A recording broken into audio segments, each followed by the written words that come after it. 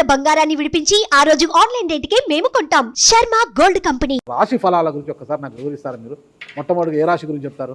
తప్పకుండా. ఇప్పుడు ఇది మనకు వచ్చేది 2025 ఆంగ్ల సంవత్సరాది. ఓకే, అంటే కొంతమంది విమర్శించారు 24 కదా, 24 25 అదే 25 ఆంగ్ల సంవత్సరాది అంటే మనం ఇంగ్లీష్ క్యాలెండర్ అంటే 25లో వచ్చేది 25 ఆంగ్ల 25 కదా, జనవరి 1 25. ఓకే, జనరల్ గా మనము అంటే మరి మీరు ఉగాది నుండి ఎందుకు చెప్పట్లేదు అంటే చాలా మంది ఉగాది వరకు కూడా ఆగట్లేదు, జనవరి 1 కూడా ఆగట్లేదు, డిసెంబర్ నుండి నవంబర్ నుండి అడుగుతా ఉన్నారు అందరూ. ఓకే, ఇప్పుడు క్లయింటెల్ నన్ను అడిగేవాళ్ళు ఏంటంటే గురూజీ ఇప్పుడే చెప్పేసేయండి మాకు, మేము జాగ్రత్తలు తీసుకుంటామని చెప్పి అడుగుతా ఉన్నారు. సో అందుకనే 2025 సంవత్సరం ఆంగ్ల సంవత్సరాది అంటే జనవరి 1 నుండి ఎలా ఉండబోతుంది అనేది మనం ఒకసారి చూసుకుంటే, అన్నిటికంటే ముఖ్యంగా ఈ వచ్చేటువంటి సంవత్సరం పేరు శ్రీ విశ్వావసునామ సంవత్సరము. విశ్వావసునామ సంవత్సరము. సో వచ్చే రాబోయేటువంటి ఎందుకు గురుగారు అది వస్తుంది పేరు 60 సంవత్సరాల్లో ప్రతి సంవత్సరం ఒక్కొక్క పేరు వస్తుంటది. పేరుతో ఏం స్పెషాలిటీ లేదు, క్రోధినామ సంవత్సరం అనే నెగిటివ్ అట్లా ఏం లేదు. సంవత్సరాల్లో దీని పేరు విశ్వావసునామ సంవత్సరం. సో ఈ సంవత్సరానికి అధిపతి రాజు కాబట్టి, రవి కాబట్టి రాజు. సో రవి మనకు కమాండ్ చేస్తూ ఉన్నాడు కాబట్టి ఈ సంవత్సరం అతి ముఖ్యమైన విషయం ఏంటంటే రాజకీయంగా దేశవ్యాప్తంగా రాష్ట్రాల వ్యాప్తంగా పెను సంచలనాలు నమోదవ్వడము ఈ సంవత్సరం 2025 సంవత్సరం లక్షణాలు. ఎందుకంటే రాజుల మధ్యన రాష్ట్రాల మధ్యన గొడవలు, మరీ ముఖ్యంగా కొంతమంది ప్రముఖ రాజకీయ నాయకులకు మృత్యుగండము, అలాగే అన్ని రంగాలలోకి సెలబ్రిటీలు, సినిమా ఇండస్ట్రీ, రాజకీయము, బిజినెస్, ఎనీ ఇండస్ట్రీ, యువకులు, మరి ముఖ్యంగా మగవాళ్ళు యువకులు 40 సంవత్సరాల వయసులోపు ఉండే వాళ్లకు కార్డియాక్ అరెస్ట్లు అనేటివి ఈ సంవత్సరం అతి ముఖ్యమైన విషయం. ఎందుకంటే ఆల్రెడీ మనం చూస్తున్నాం ఇప్పటికే, కానీ వాటి తీవ్రత పెరిగే అవకాశం ఉంది. కారణం ఏంటంటే రవి కమాండ్ చేస్తూ ఉన్నాడు కాబట్టి. రవి అంటే చర్మము, హార్ట్, కళ్ళు, ఎముకలు. సో కరోనా లాంటి అంత పెద్దది కాకపోయినా ఒక సమస్య, ఒక వైరస్ మళ్ళీ ప్రపంచాన్ని బాధించే అవకాశం ఉంది. అది మరీ ముఖ్యంగా చర్మం మీద దాడి చేసే అవకాశం ఉంది. అంటే చర్మానికి సంబంధించినటువంటి ఒక సమస్యల బారిన పడి ఈ సంవత్సరము జనాలు వైరస్ బారిన పడే అవకాశం ఉంది మరీ ముఖ్యంగా. అలాగే ఇప్పుడు ఇంచుమించు 40 సంవత్సరాల లోపు యువకులకు కార్డియాక్ అరెస్ట్ అనేటువంటివి జరిగే అవకాశాలు కనిపిస్తూ ఉన్నాయి. అలాగే ఈ సంవత్సరం గుండెపోటు వల్ల మరణాల సంఖ్య చాలా ఎక్కువ.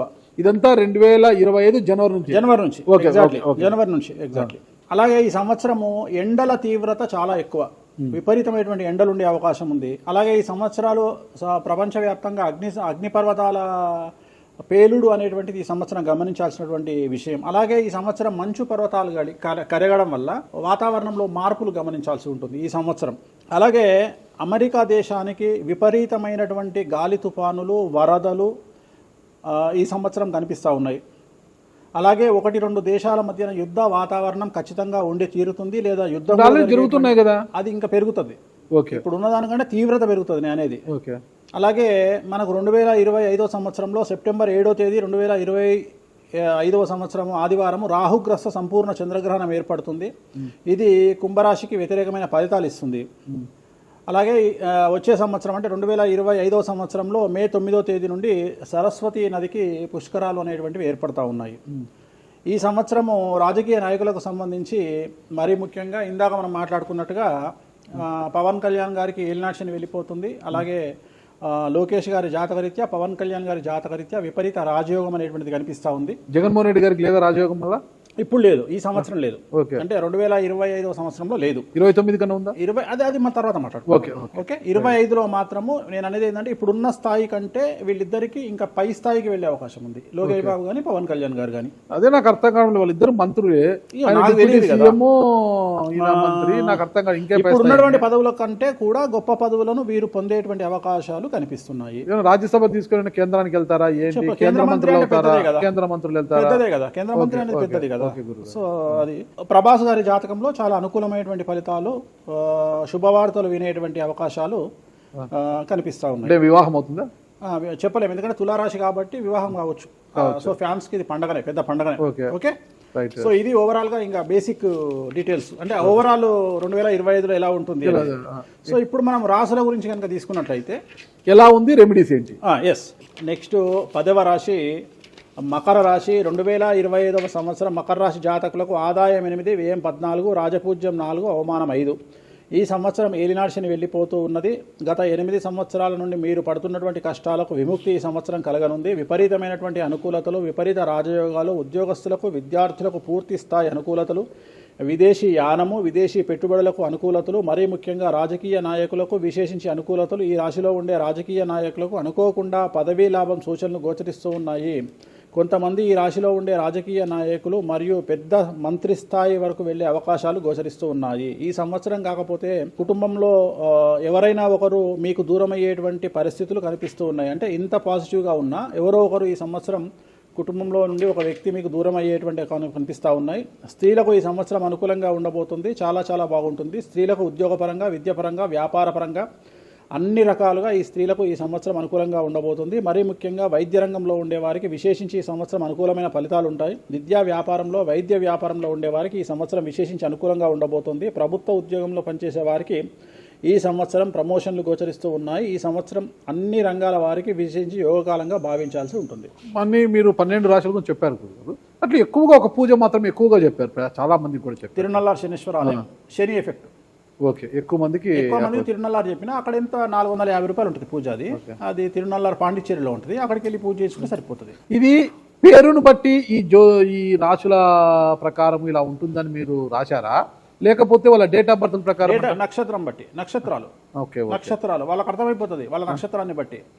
అశ్విని నక్షత్రం మేషరాశి, భరణి నక్షత్రం మేషరాశి, పుష్యమి నక్షత్రం కర్కాటక రాశి. మీ రాశి నా రాశి ఒకటే.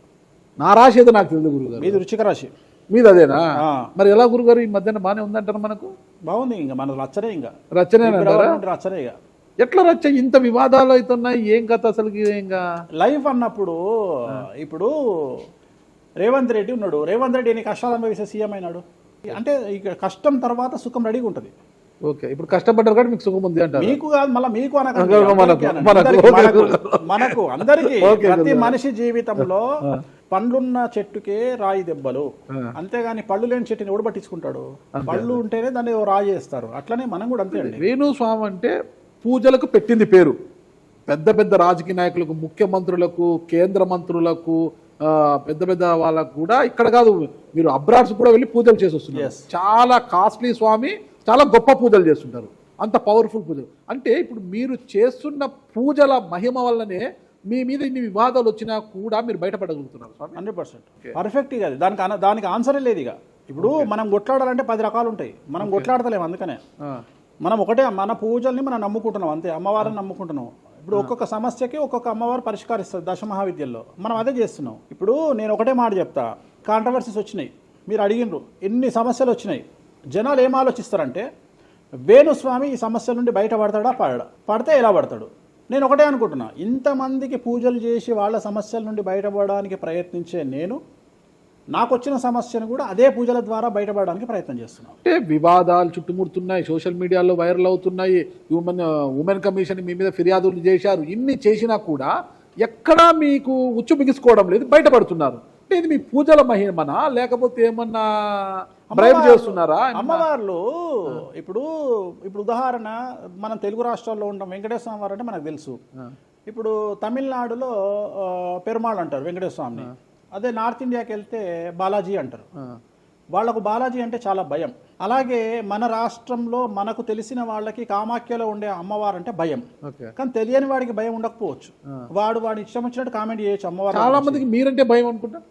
అంటే మనం చేసే పూజల వల్ల ఉండొచ్చు. ఓకే, నేను అనేది ఏంటంటే, నేను చేసే అదే ఇందాక మనం మాట్లాడుకున్నప్పుడు అదే చెప్తున్నా. వామాచారంలో పూజలు చేయాలంటే భయపడతారు. కారణం ఏమిటి అంటే, ఖచ్చితంగా మందును ముట్టుకోవాలి, నాన్ వెజ్ను ముట్టుకోవాలి. దానికి వీళ్ళు చేసే పూజలు అడ్డుపడతాయి. అంటే వీళ్ళు సమాజంలో భయపడతారు కాబట్టి వీళ్ళు వాటి జోలికి పోరు.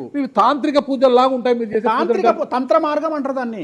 శ్రీకాళహస్తిలో కాదు శ్రీకాళహస్తిలో రావుకేతు పూజ చేయించుకున్నారు కదా, తాంత్రిక పూజలే. అది నిమ్మకాయ పెడితే తంత్రమే, గుర్తుపెట్టుకోండి. నిమ్మకాయ ఎక్కడ పెట్టినా తంత్రమే. మిమ్మల్ని కాపాడుతోంది మీరు చేస్తున్న పూజల మహిమే. అంతే అంతే అంతే వాళ్ళే చూసుకుంటారు. నేను అనే పాయింట్ ఏంటంటే, నేను ఒకటే చెప్తున్నానండి, తప్పు చేస్తే నన్ను అమ్మవారు సర్వనాశనం చేస్తుంది. ఓకే, అమ్మవారిని విమర్శిస్తే వాళ్ళ సంగతి అమ్మవారు చూసుకుంటుంది. ఓకే, అంతేనా? అంతే. ఇక నాకు అవసరం, నేను కొట్లాడను చెయ్యను, నాకు అనవసరం, నాకు లొల్లే వద్దు. నాకు నేను దేవుళ్ళని నమ్ముకున్నా, నా పని అదే. నాకు హిమాచల్ ప్రదేశ్ కామాఖ్య కాకపోతే, బాగాలముఖి కాకపోతే, తారాపీఠ పోతే, ఇప్పుడు మన తారాపీఠ పోయి వచ్చిన. చాలా మందికి తెలియదు తారాపీఠ అని కలకత్తా నుండి 300 కిలోమీటర్లు ఉంటుంది. మీరు కావాలంటే గూగుల్ చేయొచ్చు. తారాపీఠ అని అమ్మవారు అండి. ప్రతిరోజు శ్మశానంలో ఉంటుంది అమ్మవారు, ఒరిజినల్ శ్మశానంలో ఉంటుంది. ప్రతిరోజు అమ్మవారికి ప్రసాదం అంటే డెడ్ బాడీ దహనం అయినాకనే అమ్మవారికి నైవేద్యం పెడతారు. అంత పెద్ద ప్రసిద్ధమైనటువంటి దేవాలయం. అమ్మవారు శివుడికి పాలిస్తూ ఉంటుంది. తారాపీఠ అంటుంది దాన్ని. శ్మశానంలో ఉంటుంది. ఆమె జనరల్గా ఎవరైనా సరే ఎందుకు పూజ చేస్తారాగనంటే, జీవితంలో మనం వెళ్తూ ఉన్న సందర్భంలో సడన్గా స్టక్ అయినామనుకోండి, బౌన్స్ బ్యాక్ అవ్వడానికి పనిచేస్తుంది. అంటే ఉదాహరణ, ఒక ముఖ్యమంత్రి స్థాయి వ్యక్తి ఓడిపోయినప్పుడు, ఒక మంత్రి పోయినప్పుడు, ఒక ఐఏఎస్ సడన్గా తన జాబ్లో డిస్టర్బెన్స్ వచ్చినప్పుడు, ఐపీఎస్ డిస్టర్బెన్స్ వచ్చినప్పుడు ఈ పూజ కనుక అమ్మవారిని దర్శించుకుంటే ఒక్కసారి మళ్ళీ వాళ్ళు బౌన్స్ బ్యాక్ అవుతారు.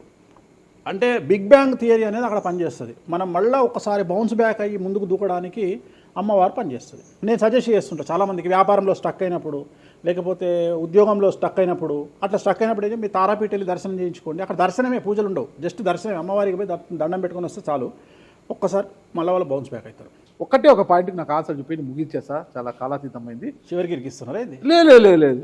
ఇప్పుడు ఏపీలో అంటే గత ప్రభుత్వ హయాంలో, వైసీపీ హయాంలో వీళ్ళ మీద కేసులు పెట్టారు. ఇప్పుడు వీళ్ళ అధికారం వీళ్ళ మీద కేసులు పెడుతున్నారు కదా.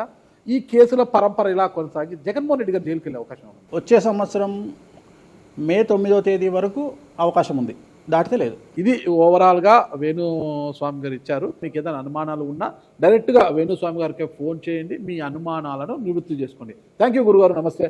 ఓకే, ఓం నమో వెంకటేశాయ.